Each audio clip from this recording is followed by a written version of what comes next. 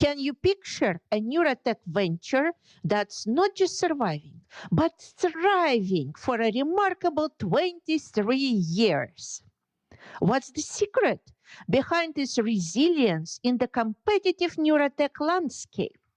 Delve with us into what makes small neurotech business truly exceptional and find out why finding your entrepreneurial tribe can be the best catalyst for your entrepreneurial journey. Hello, our amazing listeners of Neurocareers doing the impossible. It's your podcast host, Dr. Milena Korostenskaya, or simply Dr. K. And I'm excited to welcome you to the second season of our podcast, exploring entrepreneurial careers in neuroscience and neurotechnologies. Have you ever wondered what it takes to transform brain science into groundbreaking products and services? Are you curious about the fearless visionaries who bridge the gap between neuroscience and entrepreneurship to change people's life and reshape our world? Are you ready to explore how to navigate the uncharted waters of neurotech entrepreneurship? In season 2, we're diving deep into the world of entrepreneurial ventures in neuroscience and neurotechnologies. If you are looking to create an immediate impact and translate your neuroscience and neurotech ideas into innovative services that truly make a difference in the world, this season is tailor-made for you. Join us and learn from the best in the field about succeeding in the entrepreneurial journey in neuroscience and neurotechnology where innovation meets impact. We've got an incredible lineup of guests who are not only shaped their careers, but have also made a profound impact on the field.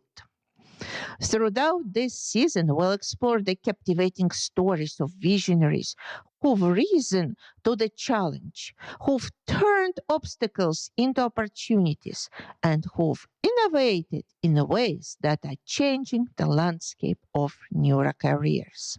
So, whether you are a seasoned professional in the field, an inspiring entrepreneur, or simply curious about the intersection of science and business in this ever-evolving arena, the season promises inspiration, education, and a glimpse into the exciting future of neurocareers.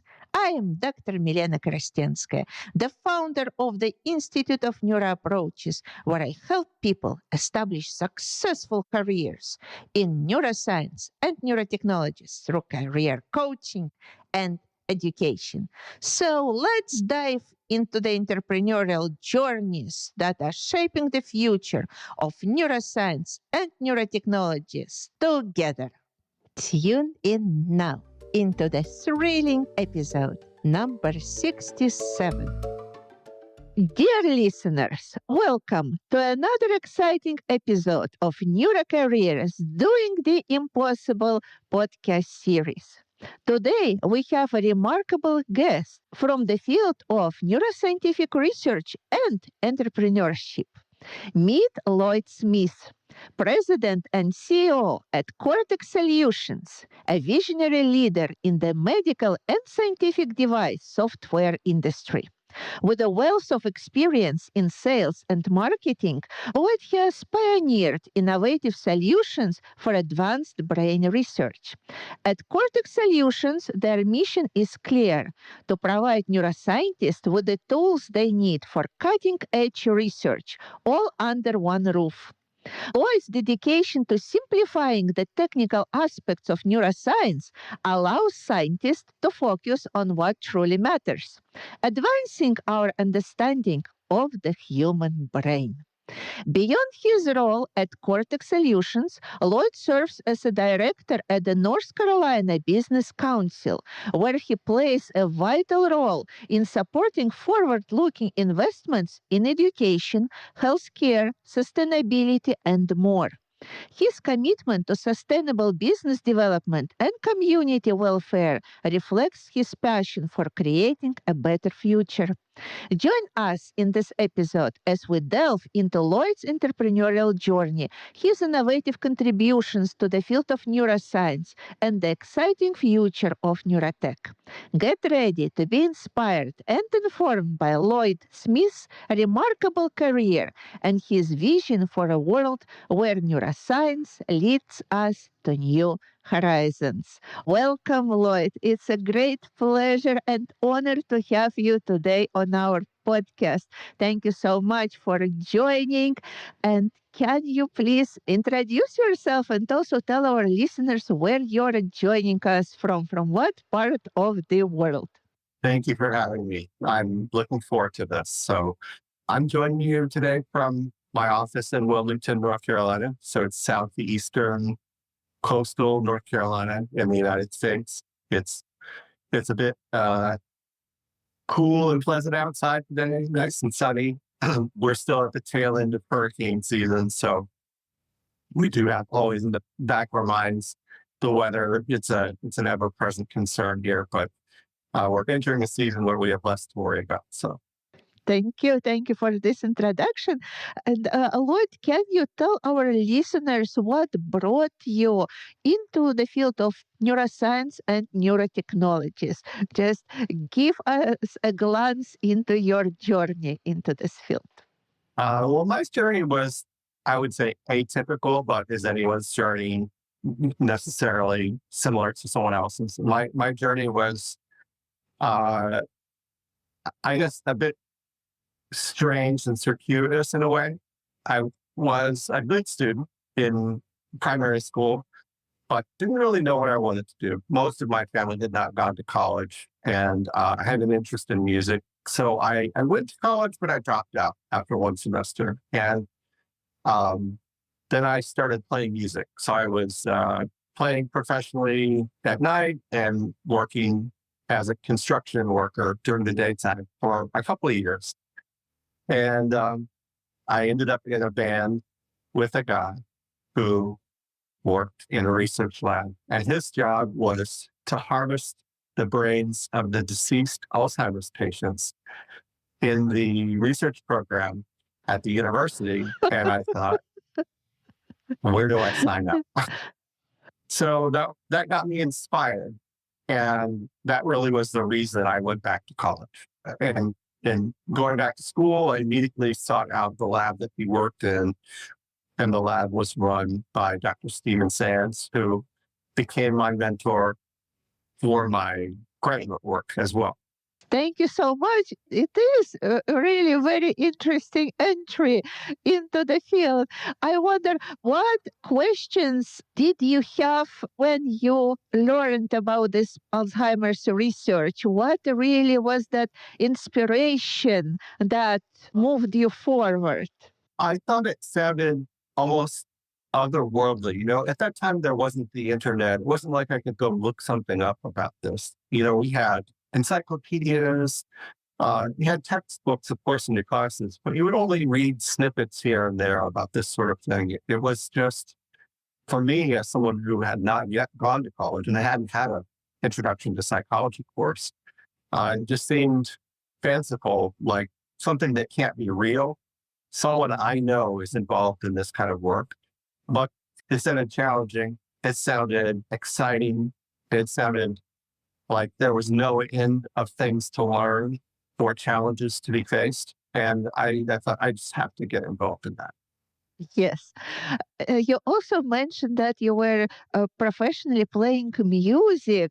Can you tell what instruments did you play? What music? It's just so amazing that you did it. We're playing alternative rock. And, we opened for a lot of bands. We played a lot around our area. West Texas is where I was from.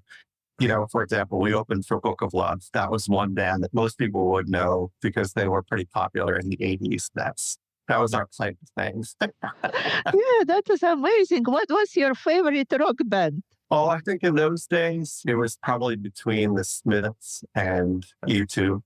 They were sort of, from faraway places, but had very different perspectives on the world than I did, or at least than people around me did. I sort of aspired to understand the world the way that they did, and that whole realm of alternative rock, and I'm still deeply embedded in that. Yes, that's amazing. So now you got into university, into the lab. What degree were you pursuing at that point? At that point, Dr. Sand's lab was in the psychology department, and in those days, there really wasn't a neuroscience program, at least not at our university. I think a handful of places would have had it back then in 86. But I decided on psychology because that's where the lab was. And I figured, this is my crew. This is where I belong. And I didn't really know much else about it, but I was inspired more and more as I took more classes. I decided, though, I needed to pursue more hard science because the lab was pretty much oriented toward, things that were in the realm of engineering, physics, and, getting a Bachelor of Arts degree wasn't really going to prepare me for a future in research. So I pursued a minor in biology and chemistry, and essentially tried to make my own sort of neuroscience program, even though there wasn't something in the university like that. But all my professors supported me, and I wasn't the only. I think it was a really inspiring group of professors there. Yes, so you in a way were creating your own curriculum, yes, from all available disciplines. Trying to get the coursework that I felt I needed to understand what was going on in the lab. Yeah. We had the first personal computers. I had never seen computers with so much power. And we had databases, and we had software that did fancy graphics with graphical user interfaces. I didn't see those anywhere outside of the lab, but in the lab, we had everything. Dr. Sands was a former Bell Labs programmer who had worked on primate research. He had his own primate colony at the university, but so he had done memory research in primates, but also had done voice recognition, software development for Bell Labs. And so he was just a jack of all trades, a software programmer, neuroscientist, a really inspiring person. So, what experience did you gain before you graduated? What did you have in your hands that you already knew how to do? And what was that package that brought you to next steps after graduation?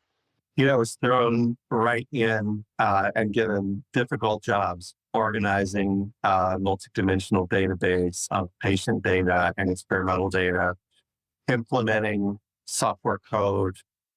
Of course, I had no programming experience. I had some basic in high school, but other than basic, I hadn't done anything like this. So implementing experimental paradigms to do memory and attention testing, and then collecting data from Alzheimer's patients and normal controls from the community. So learning about patient recruitment. And so I had all these experiences, all these challenging tasks. I didn't feel completely prepared for them. I had an aptitude for the technical side of it. And it was basically because of my involvement with music. So I drew on my understanding of signal processing, my understanding of time series, and my view of EEG was always as, signals like music. We didn't have software like we have today for visualizing it, but I knew that they were related. Bandpass filtering, digital signal processing, all of those concepts that I already sort of understood were applicable. So it made it easier for me to see a way forward. So I learned all those things in the lab. I did my own project, even started developing that before I graduated with my undergraduate degree. And I felt because I had already sort of designed an experiment, it was natural to just stay and do my master's degree and thesis there. When I completed my degree, I got married, moved to Boston, and then worked in a lab at Harvard Medical School that was very different psychiatry research, but all the technology was the same. In fact, they were using the same brand of equipment that my mentor had developed and commercialized. So I had worked for his company as a student, Dr. Sand's company, and I worked in a lab. So at the end of that year, my goal was a PhD program because I knew all these people I was working with had connections in Boston, but also elsewhere. And I felt like if I make a good impression, at least I can get a letter, I can get find a way in to a doctoral program. And I think that would have worked out, but my wife had a different background. She has a background in business. And we were kind of on different wavelengths. You know, she would go to parties with my coworkers and she had nothing to talk to them about. I would go to parties with her coworkers and we'd have nothing to talk about. I think at the end of the year, we realized that the best move, because everyone else in my lab was doing their third postdoc, second and third postdocs. At that time, it was tough to find work right out of a doctoral program. And there wasn't sort of one or two postdoc path. And I was from a blue collar family. So I didn't know how I was going to make that work. But also this whole thing of the sort of culture of my wife's world versus my world, we felt like the best and most logical path was for me to go back to business. And that's where we made the choice. Yes, that's very interesting. Now, first of all, you answered one of my questions. My question was, what were the transferable skills from your music background into your new background into neuroscience, which you answered. Yes, it's signal processing, understanding of brain waves, similar to music and all of that. So you had already a background that you used very successfully. And I think it's a great example to show how our backgrounds, if we use the information gathered from them correctly, can help us in our next steps, even they might seem completely different. Yeah, Yeah. for sure. Yes. And my next question was, of course, how did you get interested in entrepreneurship? Yes, in business development. And now you also told us that actually it was in some way the influence of the person you lived with, you knew very well, your wife and your environment. Yes, in a certain way. Yeah, I think in a big way. My parents were small business owners. So I always thought that would be something to aspire to. But out of that Boston experience, I didn't make such a bold move. I went back to work for the company owned by my former academic mentor. And I think that was a good move because I had a lot to learn. Knew about the technology, but I knew nothing about business. And so I was thrown into an international sales and marketing role. And so it was almost immediately get your passport and get on a plane to Asia. And it was just like multiple weeks long trips to Indonesia and Japan and Singapore and Egypt and Jordan. And it was exciting, exhausting, but I learned a lot about relationships between manufacturers and how they work with distributors. And one of my distributors was in Germany, and he was very effective. So I think I learned a lot from my mentor and his co-owner. But what I do now is mostly modeled after this one distributor who was very successful in bringing the products that we made in the US into the German market. It was all about customer service. And his mantra was, if you buy from me, it's service for life.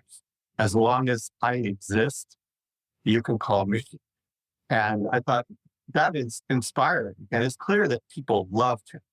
It was an emotional relationship. They loved him because he was there to save them when things went wrong. He was there with solutions. He was on their doorstep. And he drove around the country. He would show up at the meetings always in a red sweater. And everyone could identify him in the hall. They knew this was the guy, the solutions man. That's very, very inspiring picture of the person who succeeded and the way you portrayed him. I would be even interested talking to him just after you speaking about him. So, yes. I'd be interested. Yeah. So, you started this job. You didn't have prior experience in marketing and sales. Do I understand that correctly? That's right. Yeah, so you needed to learn everything just from the very beginning. Can you maybe tell a story, an example? How did you start? What challenges did you face at the very beginning? I had observed my supervisor, who was my mentor's co-owner of the company I worked for before. I had observed him dealing with clients and with distributors, but also with all the hairy business issues. Do we go public? What are the challenges with being listed and SEC regulation? Do we remain private? How do we take care of employees? How important is it for them to have benefits? How do we pay them? All those big questions, I sort of seen him grapple with those. I could see what worked and what didn't work. I learned a lot from observing. But once I was on the way out from that company and I knew I would be starting my own business, it became immediately apparent to me what I didn't know. And it was really fundamental things. My business exists where? Is it in my living room? Is it in the state in which my living room is? Is it incorporated in Delaware? Why do people incorporate in Delaware? Should I stay here? Should I move it? What are the reasons for moving?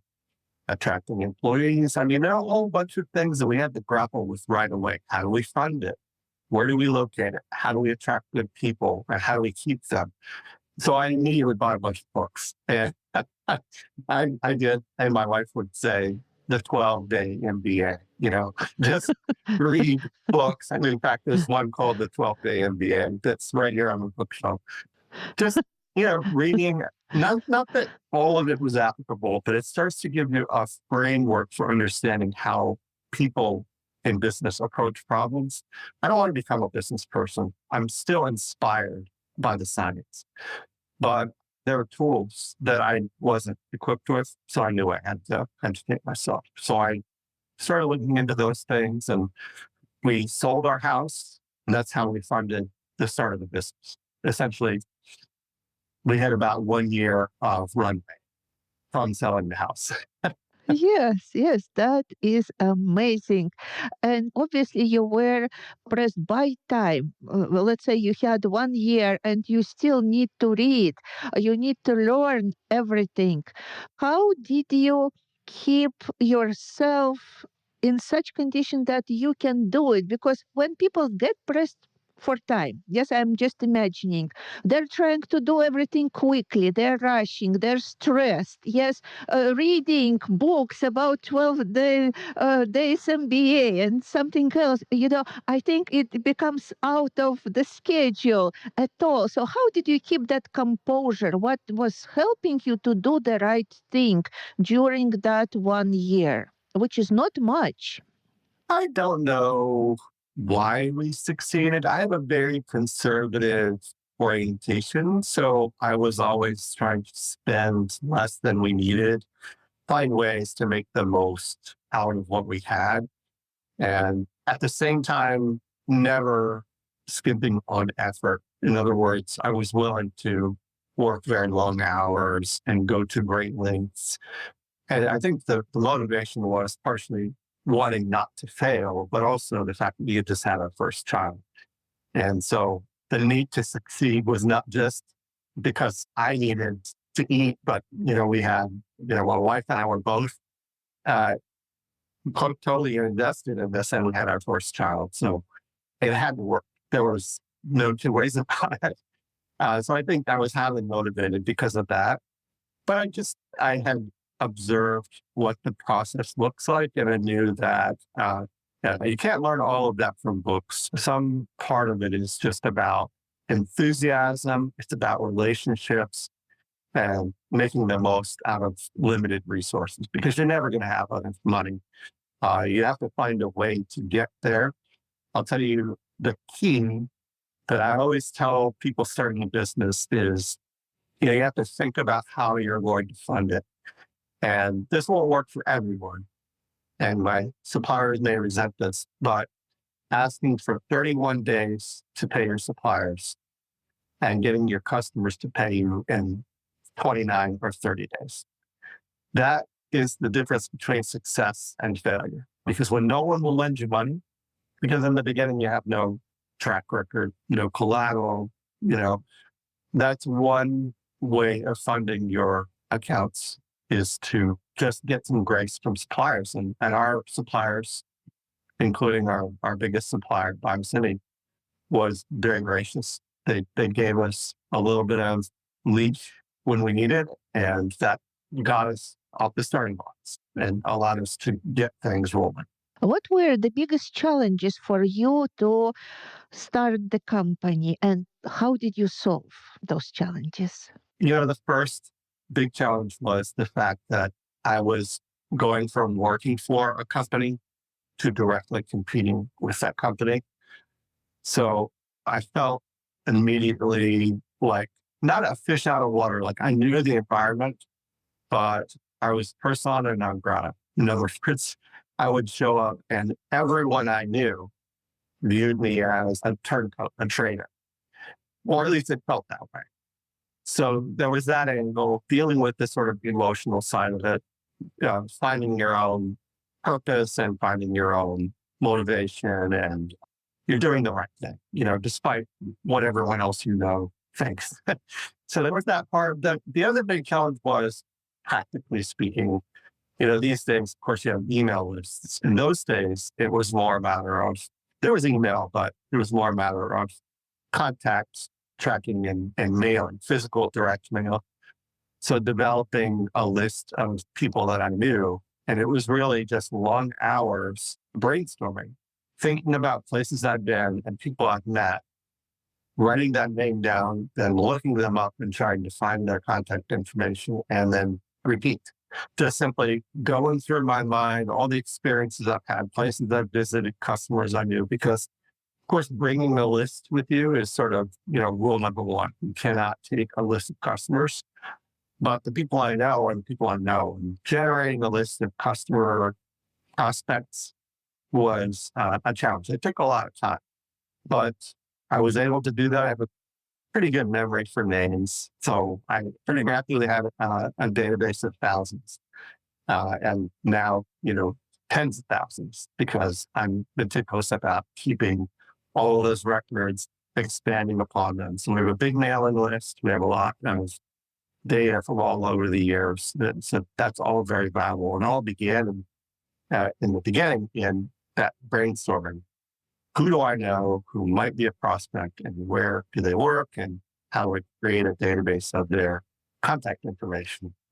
I think what you would imagine, another big challenge that didn't turn out to be as big of a problem for me as I thought it would be, was finding suppliers willing to take a chance on me.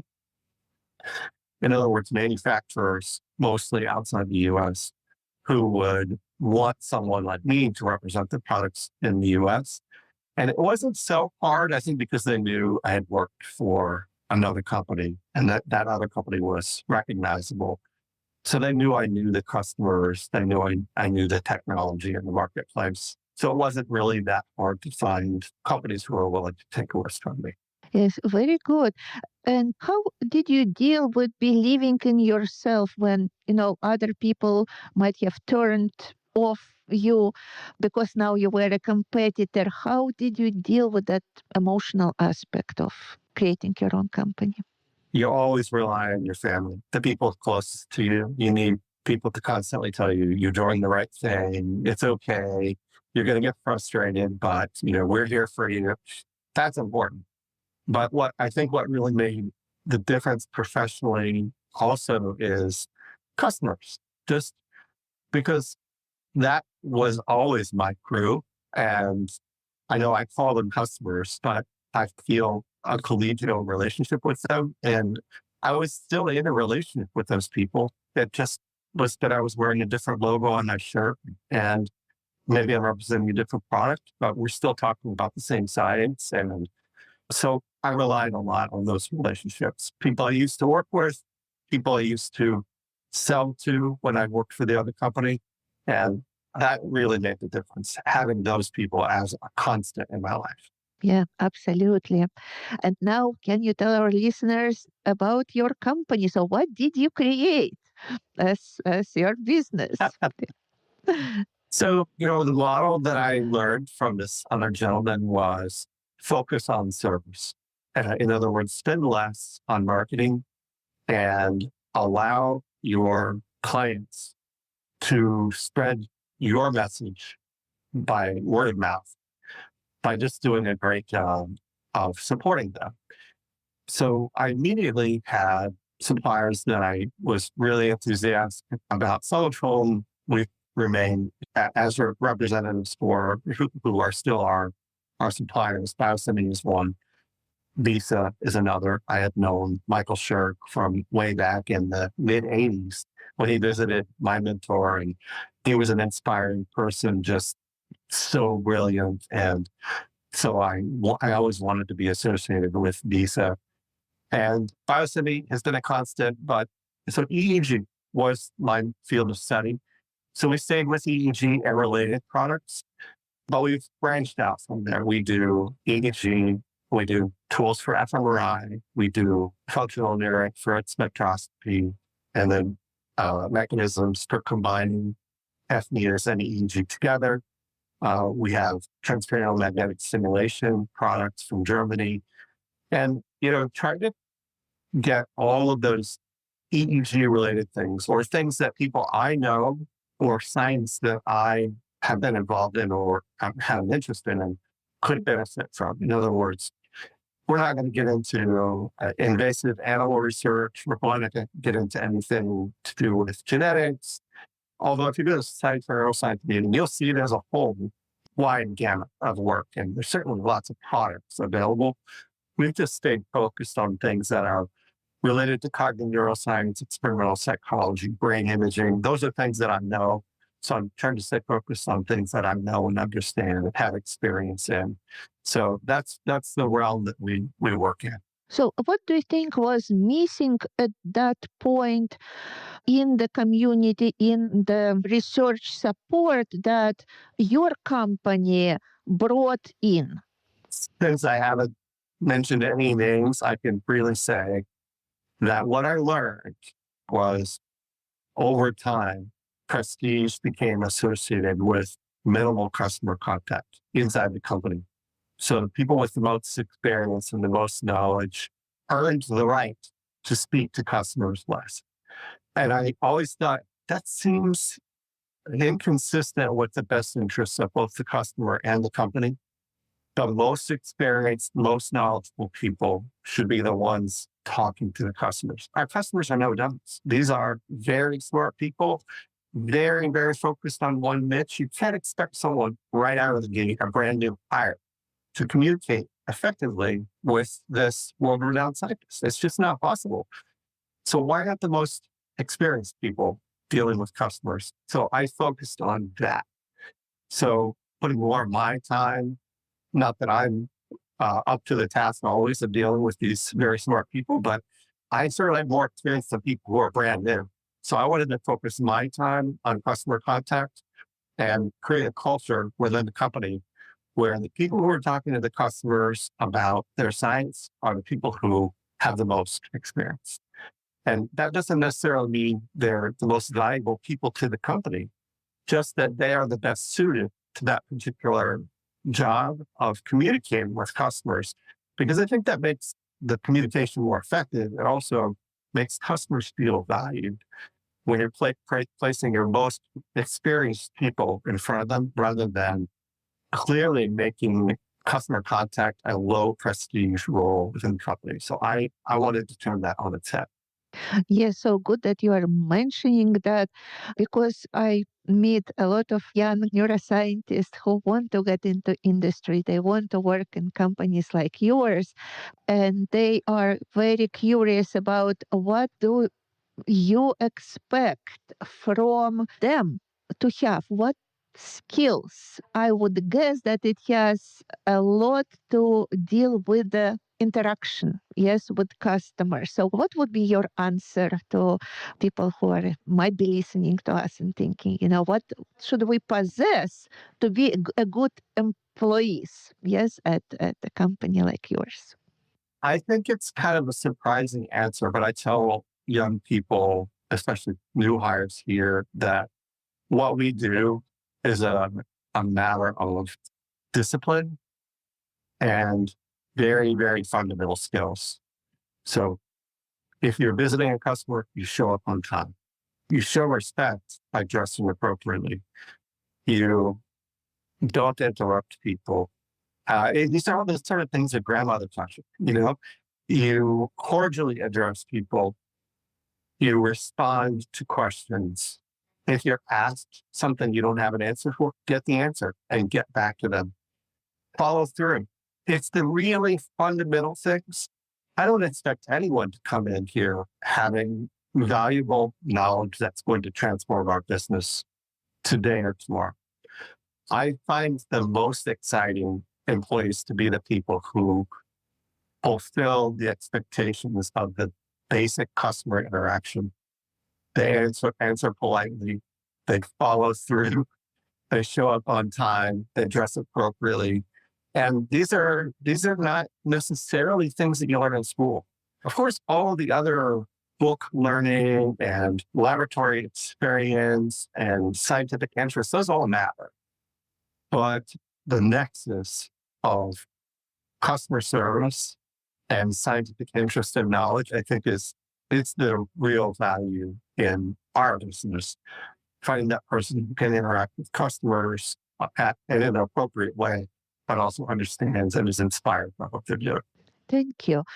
How would you test the ability to interact this way or having those skills when you're interviewing people? Now that is very hard. It's very hard. Sometimes you think you know right away, and looking back, I've made some choices of people who are interesting to me or fun to talk to that didn't turn out to be great with customers. And behind that, I think, was motivation. So I'm not a student of motivation psychology, but I have, as an adult, learned that what drives people in subtle ways determines how they behave on a moment to moment basis. And if what drives them is a goal to become something that you're not hiring them for, then no matter if they have the skills, ultimately that's not what they will become. They intend to become something else. And so I always ask people, what are your aspirations? What do you want to become in 2 years? What do you want to become in 5 years? And is this job going to get them there? I'm asking myself. If it's not consistent with their goals and what motivates them, then even if they have the right skills, aptitudes, knowledge, I don't think it necessarily makes them an effective employee for us. So there has to be behind it all an ultimate goal to do this kind of work. They need to see it as worthy, not beneath them. They need to find it interesting and fun, but it also has to be a part of the vision of themselves in the future. If they aspire to become a scientist, then working for a company is probably not where they want to be. Maybe in a certain role where the contract is limited in time, but as a long-term role, I think ultimately then people are not necessarily working toward a goal that benefits our customers and the company. If they aspire to be something that is outside the sort of roles that our company has. Yeah, thank you. And what would be for you an absolute no if you're interviewing a person that you say, no, I'm definitely not hiring this potential candidate. Yeah, I learned a lot of this from my wife because she has more business acumen. I think partly because of who she is and what she's studied and the kind of work that she's done, but also her father was an executive for a Fortune 100 company. So he's instilled a lot of that sort of understanding of business in her mind, and I've indirectly absorbed that. Criticizing a former employer, talking about aspirations that are inconsistent with the role for which you're interviewing. I mean, just right away, I wouldn't hold that against someone, but they're not for me. I want to see people who have had productive experiences, left on good terms, because I expect that's the way that they'll treat me. So I think that's important, not to come in with a negative attitude about past experiences. Be forward looking, viewing this as an opportunity to build on what you've done, but part of with a former employer on good terms, I think is a really important one. I think also if you're going to work for a business, you're interviewing for a job, be straight up about your educational aspirations. If you have a master's degree or a bachelor's degree and you do aspire to graduate work, be honest. Some companies will support that, and there's a place for that in certain companies where they want you to grow academically because there are roles into which you can grow within the company. Small business like ours, we're probably not going to be able to support a person through their doctorate. We don't necessarily have multiple roles available all the time, so that person couldn't necessarily just take another role within the company. So the size of the company, I think, matters when you're having that conversation. But be honest about your educational or academic aspirations or career aspirations. If the role is a stepping stone, I think be honest about that. Most employers understand that. And to me, to hear that, it's an entree to the conversation. How do we get you there? If I understand what your aspirations are and they're consistent with what the company's aspirations or goals are, then maybe we can find a way to make that work. But I don't like being surprised later to learn that someone viewed this as a temporary rule. I've had plenty of experiences like that, and I know I should have asked, I should have had more conversations about that. So it's important to just be honest, I think, about your goals. Yeah, thank you. I think that's very valuable advice to people who are applying for these roles. Honesty is definitely a key. Thank you. So, can you tell us how everything was developing? So, after you established the company, how many years is company already doing its amazing work? And what were those developmental milestones for you? So we started in 2001. So we've been in business for almost 23 years. We started with just myself and my wife. So I remember thinking about hiring our first employee, which meant that we need to move out of the closet sized space and into a space that would accommodate two people. So it was moving around to different spaces to accommodate growth. We ultimately, around 2008 to 2011, I think we were about 13 people and grown considerably. And we had a couple of really big clients at that time. Some of that business has tapered off just because those opportunities, they were corporate clients. The marketplace has changed. So we tapered back after that to about 9, and we're presently post-COVID at 7. So we're still mostly here in North Carolina. We have an office in California where we bought a project that developed some software that was a separate entity. They closed down the shop and we bought the assets, and that's called EMSE, or electromagnetic source estimation. So the software development is done by a little team in that office in California. We have one employee in Virginia, and at various times we've had employees in other states, but we're at 7 people now. We have gone as high as about $6 million in revenue. it varies year to year. We represented, as you know, GTech for a while, and there have been lots of other companies that we've represented over the years. Always enjoyed working with GTech and lots of other companies that I've worked with that we don't necessarily still represent, but we're on good terms. And then there's a trajectory, a company is on a trajectory just like an employee or a person is. And sometimes those intersect, sometimes you're on the same path for a while and diverge, and no hard feelings. We have plenty of past suppliers, and we don't view anybody as a past customer. Everybody's a customer for life. But from that perspective, I think we're as strong as we've ever been. We have a great group of suppliers. Artemis out of the Netherlands, TMSI out of the Netherlands, Biosimi from the Netherlands as well, Mag & More, PowerMag out of Germany, Cambridge Research Systems out of London. There are more, but those are the biggies right now. My nephew has come on to do the kind of work I do and expand our reach. His name is Cameron, and he has a similar personality to me, has similar experiences, having worked in customer service and having a degree in neuroscience. Yeah, things are going strong post-COVID. Finally, Thanksgiving last year, it felt like someone turned on the spigot again. All of a sudden, customers were coming out of the woodwork. It was almost as if everyone had been just writing up results, writing grants and things. It's not like they ceased to exist. They just weren't calling about quotes. And around Thanksgiving, it really changed. So this year's been great.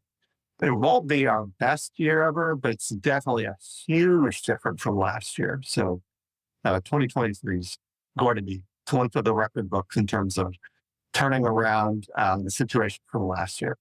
Yes, absolutely. And many companies went through rough times during COVID, but it looks like things are turning around, which is beautiful and good to know.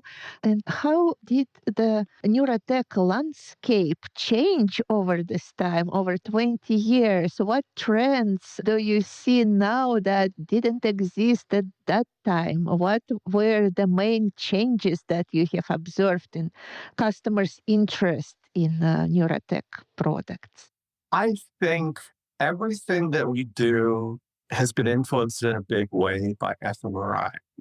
That's one big trend. So EEG existed long before we even thought about magnetic resonance or imaging or functional imaging based on fMRI. But fMRI really transformed the way people think about EEG in the sense of how it makes sense of the signals, how we present the results, kinds of questions we ask in a statistical sense. So I think that's been a very positive change. It has focused the field in a big way on new techniques, new approaches. There's new fertile interest, but also new minds. There are new people from fMRI entering. They move from one place where they have fMRI to a new place where the only thing that their institution will find is an EEG lab. So they're going to apply what they know about fMRI to EEG, and that transforms the way they do EEG. It's the whole question. Now, every question they ask, every way they do anything is different because of that.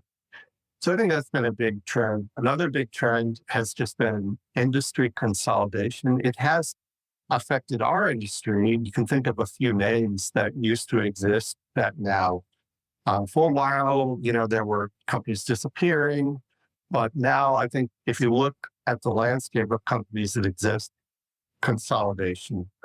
So two brands that used to be in completely different fields now are together, or they've been bought up by another company from outside of the field that no one knew. Now you see that new brand entering, but it's a sort of a bigger, more vertically integrated organization, and the research part is just a small piece of what they do. So that's a trend. Another, I think, is the way we approach research based on the Human Brain Project, which I think is our way of viewing brain research in a human genome project framework. In other words, effectively, the Human Genome Project, I think, really changed the way that people approach science. It is affected, of course, the way that NIH supports science. it has affected the funding agencies in a big way, in the sense of what they view as valid or worthwhile. So we bought this project that developed software in California in 2015. They were very successful before that in small business innovative research funding, SBIR, and multiple rounds of very interesting and useful projects. We partially viewed that acquisition as potentially a way of getting into more research and SBIRs, because we weren't doing that at that time. But I've seen that landscape has completely changed. It seems like that whole program, SBIR, is no longer really about supporting small businesses. The questions that get asked are that lead me to understand that the goal is more to support high growth businesses. And if you've been in entrepreneurship or participated in forums and things, you'll know the difference between small, which is usually condescendingly referred to as a lifestyle business, small business, versus a high growth business or a startup. When we use this term startup or a 20-year-old startup, what we mean is investor ready. And it seems like NIH and the SBIR program within NIH is now taking that approach. They will only really consider investor-ready projects. They don't want small.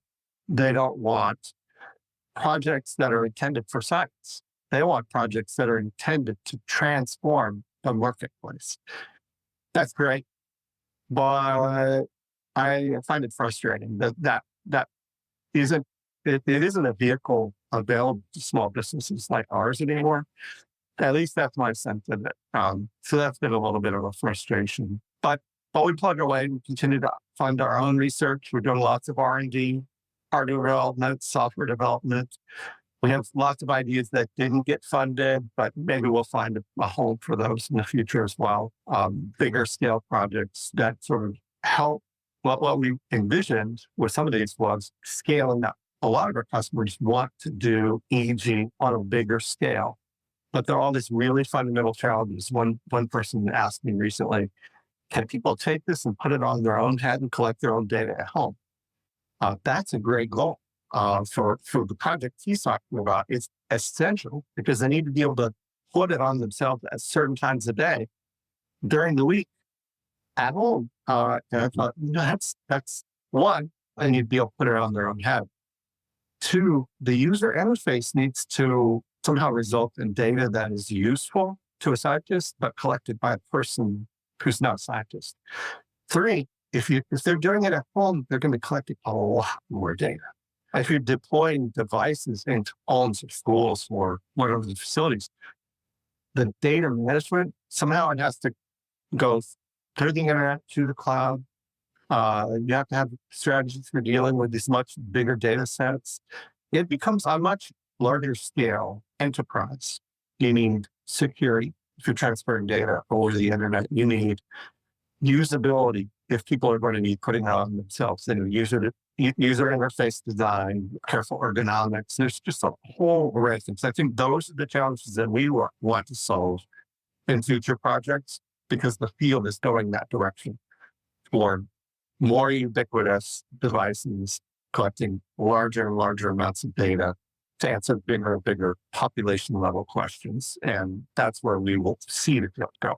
Yes, thank you so much. And can you tell about the maybe research project or a product you developed that you're the most proud of? I think the thing I'm most proud of is the software, not developed by me.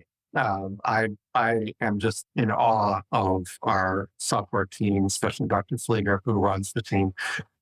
They do amazing software, but also have great insight into our customers' scientific goals. So that's the thing I think I'm most proud that we have invested in. It's very capable 64-bit software for analysis of EEG that integrates MRI So structure and function in one, but it also works with MEG. So it's EEG, MEG, and MRI, fMRI all in one.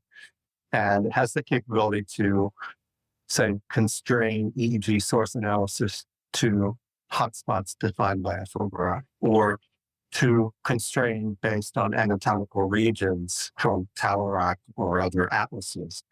And it's totally able to deal with all these different file formats. So we sell biosending, of course, so we have sold GTech in the past. It handles both of those, but it also handles 40 other file formats. So our biggest customer is a Japanese EEG manufacturer called Neurotech, and they make their own EEG devices.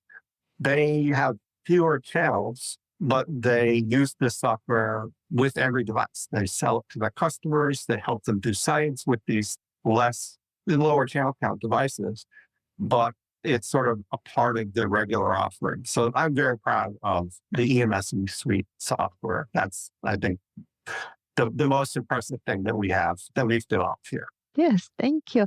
And maybe you can mention some research projects that were done with the equipment you provide or software you provide. I find myself most intrigued by the applied side. I'm not always as in tune with what people are doing in basic science because it's so varied. Of course, I geek out whenever I run into someone who's using our equipment in my niche, visual attention. I completely lose my cool and I start asking for their autograph.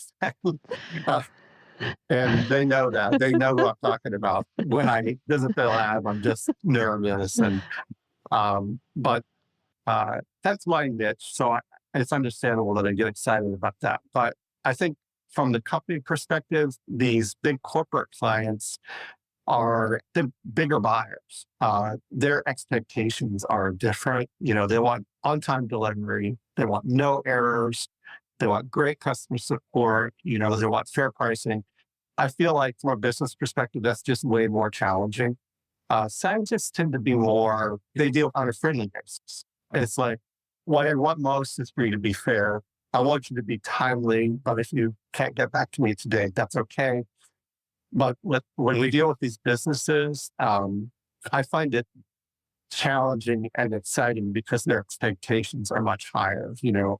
Like aerospace businesses who are dealing with DoD, we have several customers or have over the years who are prime DoD contractors, and they buy a lot. And they're doing interesting research on motivation, on group interaction, so decision-making, leadership, things that you wouldn't know how to approach it. Like as a psychologist, I never did research like that, but these are really challenging problems. I totally understand why the military would want to answer those questions. They're thinking many, many years down the line about how do we build an organization that trains up leaders? How do we instill the behaviors in soldiers and in leaders that affect the best outcomes? And that doesn't mean necessarily, more effective on the battlefield. It just means organizational leadership, like making effective decisions, not wasting time, those kinds of things. These are things I think that will ultimately benefit all kinds of organizations, not just military. So I find those inspiring. I don't want to drop names. We've had lots of big customers, some of whom have been less inspiring. I find these stories entertaining.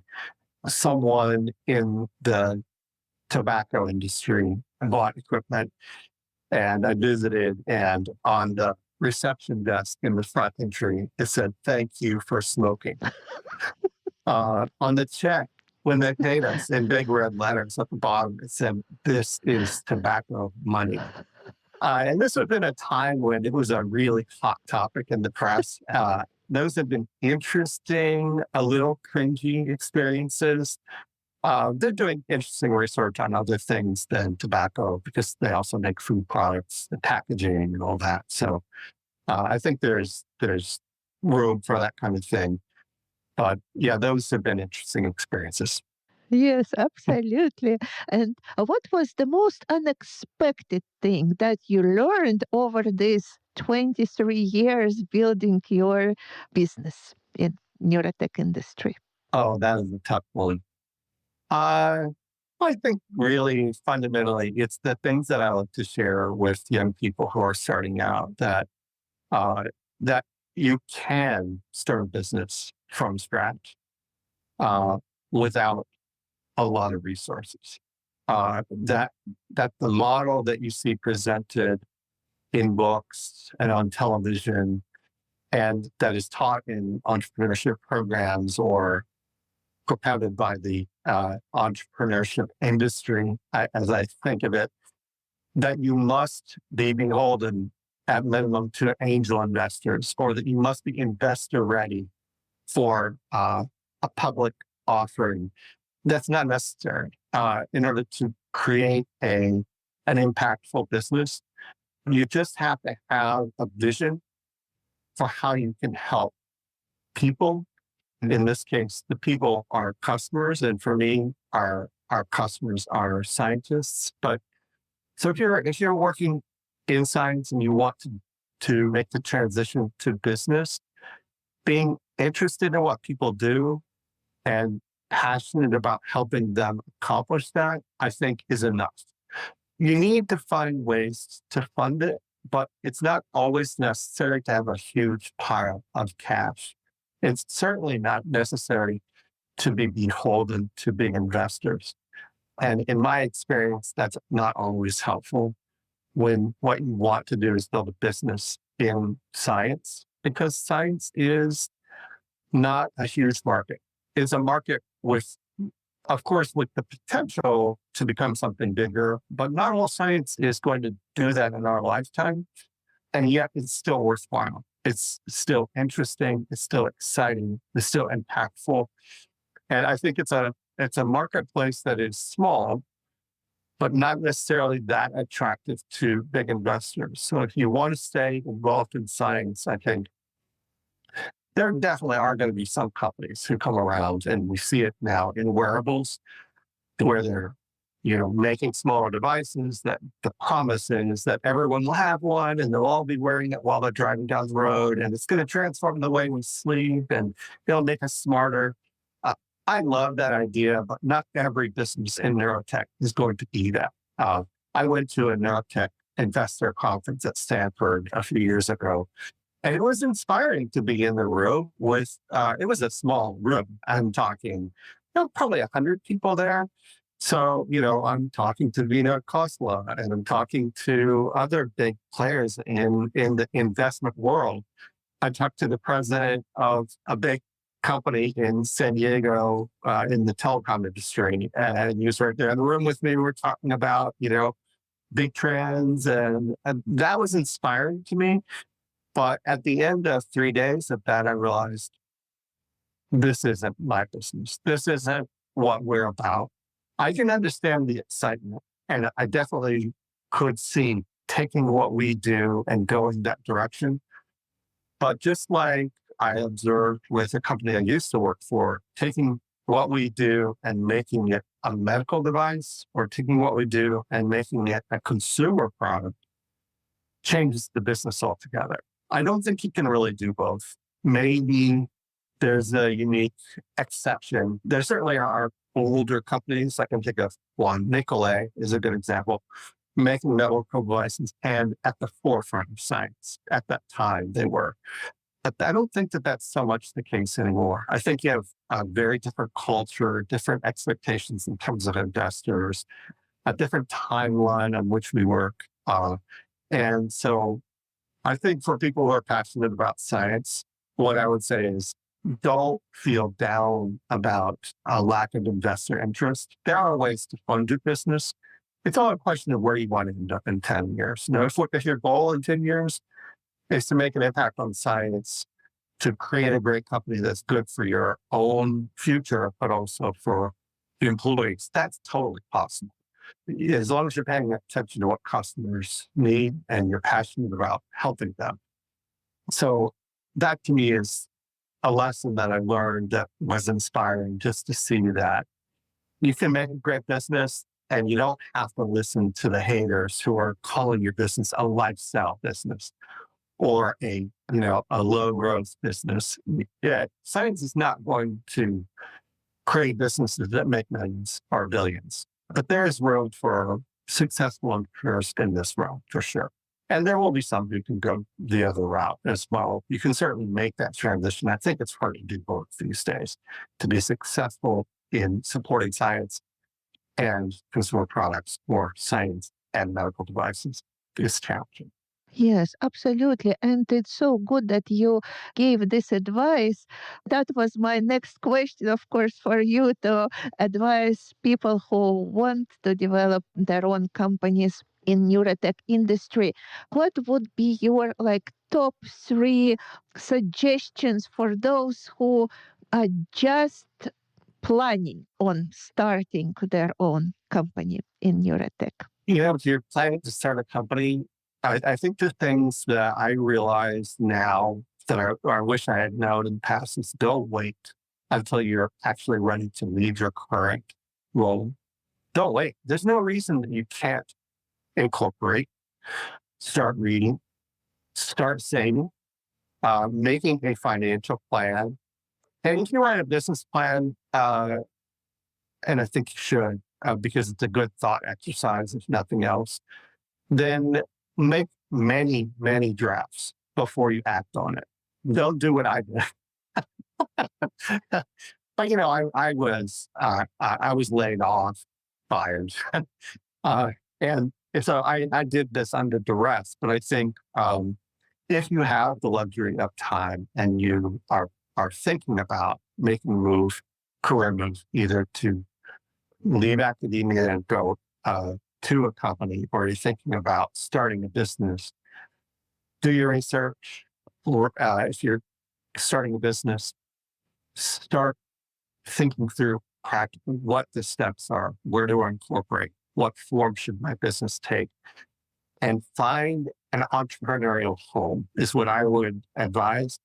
And by that, I mean a community of people who can support you. Because what I missed when we were in Northern Virginia, where we lived before here, it was such a community of bigger businesses, mostly defense contractors and government contractors, that there really wasn't an entrepreneurial culture there. And moving to North Carolina, what we found was an entrepreneurial home with other people starting businesses, people moving to where they could afford to start a business or where they wanted to live while they started a business. Lots of reasons that people end up here. But the nexus for us was a university-based program. In fact, I had to help create it, but it exists now, called the Center for Entrepreneurship at the university here. So I was part of the group that pushed for the founding of that. It's a physical space, but it's also a group of people who know each other and can call on each other. And in fact, I think it's Friday this week, I have a startup company affiliated with the university coming over to visit us and learn about what we do and try to find ways to help each other. And after I had that experience here in Wilmington, I realized, the state needs that because not everybody's going to land here. So I worked with some other people I knew to help start this North Carolina Business Council, which is changing its name to North Carolina Sustainable Business Council, because we're really pushing the sustainability angle. That's a sort of a statewide organization that takes a similar view, but to promote small and sustainable businesses, not necessarily in neurotech, but sustainability. It's a principle that can exist in all of these businesses. It's something that we, of course, pay a lot of attention to, but it could also be green energy, could be green tech or clean tech. So North Carolina Business Council is much broader. It's not about what we do, but certainly comes, at least in my interest in it, comes from that experience of starting a business and realizing that the support network I need doesn't exist, so I have to create it. So if it exists, you'll find it, but you have to seek it out. And as seeking it out will be uncomfortable. I will tell you that. As a scientist or someone who is, very deep in your niche of technology or product, getting out there and meeting people with different backgrounds, even though they're in your community, is challenging. But that's where you get ideas. That's where you get inspiration. It's where you get support. It's what keeps you going in the long run. So find your entrepreneurial home, wherever it is you intend to start a business, because that's going to be your support network. Thank you so much. And what would be your three main things to avoid for people who are just starting or planning to start their entrepreneurial journey? I think getting in too deep with investors too early. There is a mantra in the entrepreneurship community, and it's pushed by the investor community, that is full of derogatory terms for small businesses that don't aspire to put themselves at risk for the benefit of investors. So don't be sucked in by that mentality. It is worthwhile to build a business that supports you and your family and your customers and your employees. It's not necessary for you to make other people rich for your work to be worthwhile.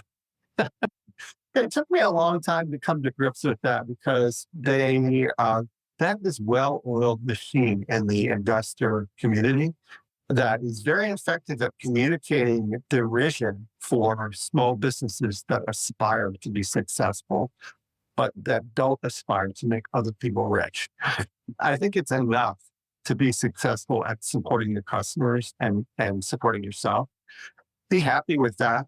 So it's fun to take on investors, but don't feel like if I'm not investor ready, that I am not worthwhile. That is not true as far as I'm concerned. Yes, thank you. And can you tell our listeners what's the best way to learn about your company, your products, and also to get in touch with you if you would like to do it? Well, these days, certainly it's the website. We dabble in the social media stuff, but I don't find it to be terribly effective. Our customers are there, but that's their sort of personal time and space. And I don't feel like it's the best place for us to be occupying the airwaves. So, the website is great. We put a lot on YouTube these days to communicate about the products, mostly about support, because it's a substitute for being there in person.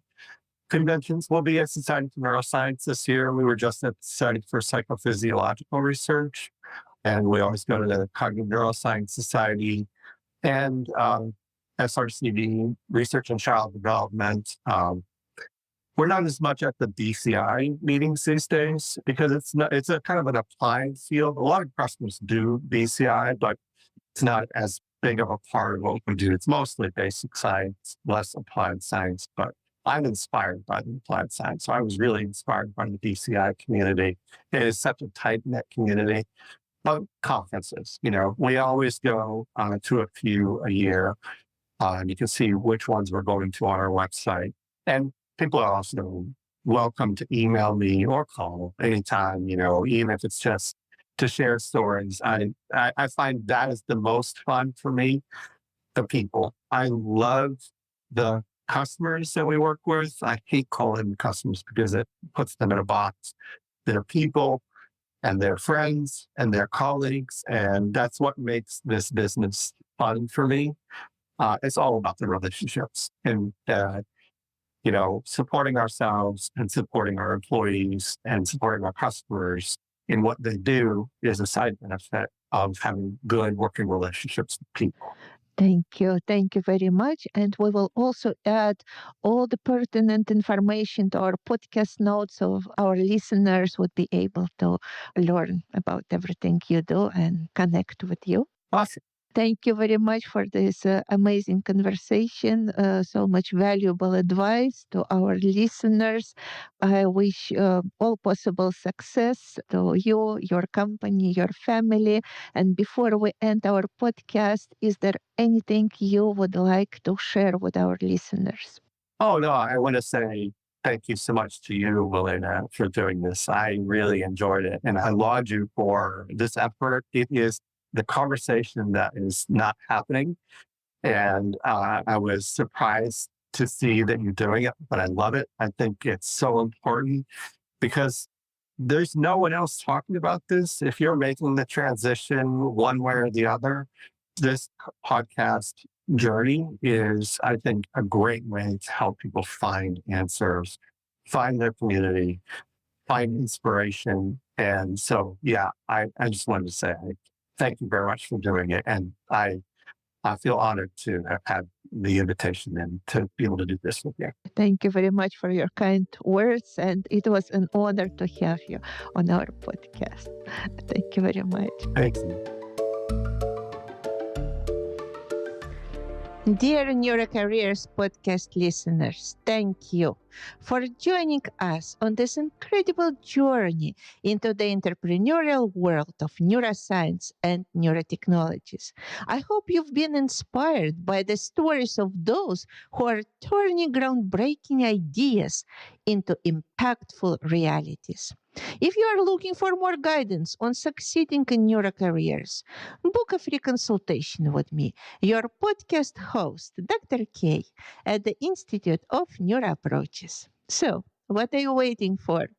Let's navigate the path to success in the world of Neurocareers and make the impossible possible together.